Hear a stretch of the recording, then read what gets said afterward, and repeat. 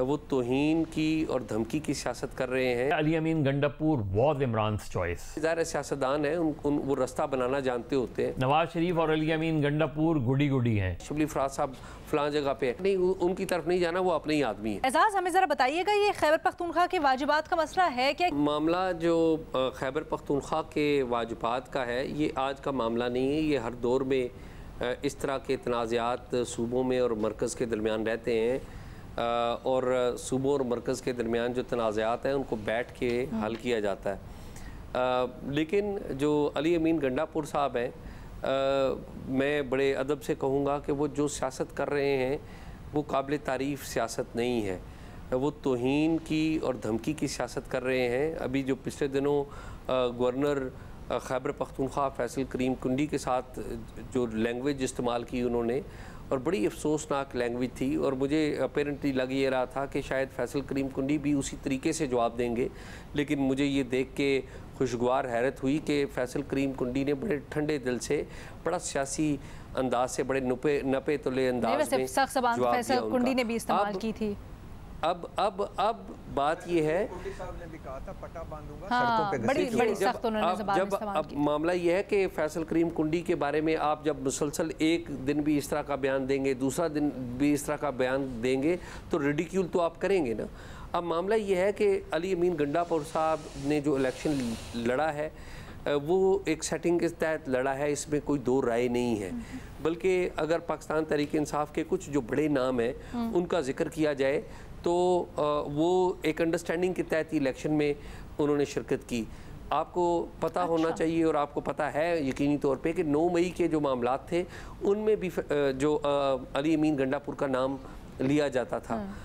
लेकिन आपको पता है उसके बावजूद उन्होंने खैबर पख्तूनख्वा में अपनी जो सेटिंग है वो बनाई, और इस्लामाबाद में भी जो मुतलका पावर कॉरिडोर्स हैं वहाँ पर अपने इनरोड्स बनाए, और उनको इलेक्शन भी लड़ने की इजाज़त दी गई। और इलेक्शन से पहले ज़ाहिर सियासतदान है, वो रास्ता बनाना जानते होते हैं, और इलेक्शन से पहले वो कहा करते थे कि देखें जी, आप मुझे मौका दें, मैं सारी चीज़ें जो हैं मुझे पार्टी के अंदर रह के काम करने दें। और बाय द वे ये जो ऑफ़र है ये परवेज़ खटक साहब ने भी दी थी। उस वक्त इस्टेब्लिशमेंट को कहा था कि आप मुझे पार्टी ना छोड़ने का कहें, लेकिन दबाव था।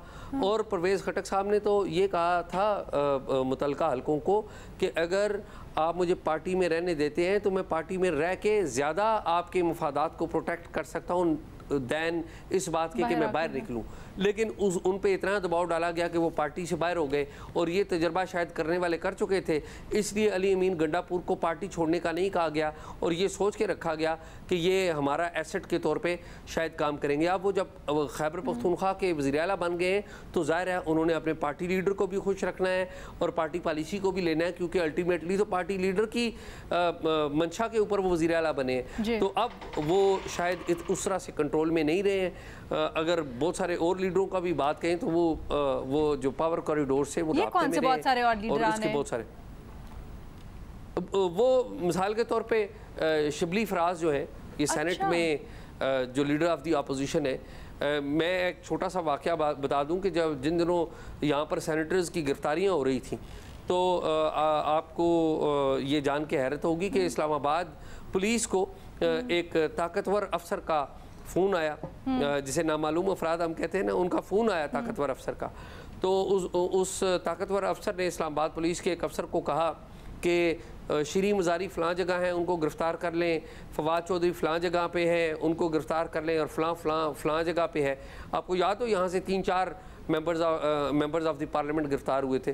तो उस पुलिस ऑफिसर ने कहा कि जी वो शिबली फराज साहब भी इस्लामाबाद में, हाँ, हमारी जो स्पेशल ब्रांच है उसकी तरफ से इतला है कि शिबली फराज साहब फलां जगह पे है। तो उन अफसर ने कहा कि नहीं, उनकी तरफ नहीं जाना, वो अपने ही आदमी है। अच्छा। तो ये इस तरह नहीं। और आप देखें शिबली फराज साहब जब से निकले हैं, आप देखें बड़ी अच्छी गुफ्तगू कर रहे हैं। वो सेनेट का इजलास में जो उन्होंने गुफ्तगू की है, या सेटिंग के लिए इस एंड के ऊपर क्या है, वो कोई ऐसी गुफ्तगू नहीं करते।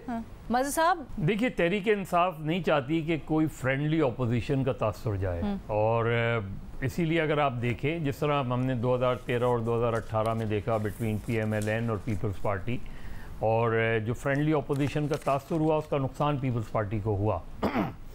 तो वो बिल्कुल नहीं चाहते, वो चाहते हैं कि एक सख्त अपोजिशन का तासुर जाए। जो अली अमीन गंडापुर बात कर रहे हैं वो बात ठीक हो सकती है, लेकिन वो जो डिमांड कर रहे हैं वो एनएफसी उसकी नहीं बात कर रहे, वो काउंसिल ऑफ कॉमन इंटरेस्ट को बुलाने की बात नहीं कर रहे। जो कॉन्स्टिट्यूशनल इदारे हैं, जो रिसोर्सेज की डिस्ट्रीब्यूशन है वो तो वहीं से होगी। वो बात कर रहे हैं कि जी अगर तुमने ये नहीं किया तो मैं मार्च कर लूँगा, तुमने ये नहीं किया तो मैं टेक ओवर कर लूँगा। वो उस तरह के बयानात दे रहे हैं कि फेडरल गवर्नमेंट इंटरवीन करे। इंटरवीन इस वजह से नहीं कि वो कोई उनको पैसे दे दें या वो करें, लेकिन कोई सख्त इक़दाम करे फेडरल गवर्नमेंट। क्या मतलब? मतलब वो जिस तरह अटेम्प्ट, वो तो यही चाह रहे हैं ना। अब जिस तरीके से अगर आप फ़र्ज़ करें वहाँ वो लोड शेडिंग के हवाले से उधर कोई टेक ओवर कर लेते हैं या और कोई फेडरल गवर्नमेंट फेडरल इंस्टीट्यूशंस को टेक ओवर कर लेते हैं तो क्या होगा? कॉन्फ्रंट्रेशन होगी ना। तो वो चाह रहे हैं मेरा, और हो सकता है भट्टी साहब की इंफॉर्मेशन या वो सब दुरुस्त हो। मेरा ख्याल है अली अमीन गंडापुर वॉज इमरान चॉइस, वो किसी और की चॉइस नहीं है, वो इमरान खान की चॉइस है। इमरान खान को इस तरह के एग्रेसिव लोग पसंद हैं। इमरान खान को जो खड़े रहें, जो डट जाएं, जो इस तरह की एग्रेसिव लैंग्वेज इस्तेमाल करें, वो उनका नेचर है। वो आप देख लें कि वो इसी तरह के क्राउड को पसंद करते हैं, इस तरह के। असल चीज़ ये कि इससे 18वीं तरमीम के बाद तो बहुत से सब्जेक्ट अब प्रोविंसेस के पास हैं। तो पहले देखिए सिंध गवर्नमेंट और केपी गवर्नमेंट, जी सर, ये किसी भी एनालिस्ट के लिए सबसे आइडियल सिचुएशन है कि आप एनालाइज करें कि सिंध गवर्नमेंट ने 15 साल में क्या किया और केपी गवर्नमेंट ने 13-14 साल में क्या किया, क्योंकि उनकी भी ये थर्ड कंसेक्यूटिव गवर्नमेंट है, इनकी भी ये थर्ड कंसेक्यूटिव गवर्नमेंट है। तो बिलावल भुट्टो को सिंध केस पेश करना चाहिए। अली अमीन गंडापुर क्या कर रहे हैं, वो किसके कहने पर कर रहे हैं, वो तो हम बहुत से लोग फेडरल गवर्नमेंट के बारे में भी ये कहते हैं कि ये सारी चीज़ें कौन तब्दीली लेकर आया। तो मेरा ख्याल है परफॉर्मेंस का एक चार्ट पेश करना चाहिए। बता दीजिएगा क्या फायदा होगा अली अमीन गंडापुर को इस तरह से, जैसे आप कह रहे हैं ना, मुझे ऐसा लगता है वो जान के देखिए फायदा ये होगा कि वो ये केस पेश कर रहे हैं कि जी फेडरल गवर्नमेंट जो कि इस वक्त पीपल्स पार्टी या PMLN की या एस्टैब्लिशमेंट की बैक्ड गवर्नमेंट है, वो सूबे को डिप्राइव कर रही है। ठीक है, उससे वो ये चाह रहे हैं कि उनका तासुर ये नहीं मिले कि नवाज शरीफ और अली अमीन गंडापुर गुडी हैं। अली अमीन गंडापुर जाके मिलते हैं, शहबाज शरीफ उन्हें इनवाइट करते हैं, और फेडरल गवर्नमेंट का भी समझ में नहीं आ रहा, बजाय इसके कि आप इंगेज करें, बजाय इसके कि वो दावत दें शहबाज शरीफ अली अमीन गंडापुर के। इसमें बात बहुत अच्छी थी कि बजाय मामला जब नहज पे पहुंच जाते हैं इसके एहतजाज हो, जलाओ घिराव हो, हमने देखा आज़ाद कश्मीर में कितनी सूरत हाल बनी, इससे पहले ही चीज़ों को इंटरवीन करके तो ज़रा सुलझाने की तरफ लेके जाना चाहिए। आई होप इससे नोट्स लेगी हमारी वफाकी हुकूमत भी।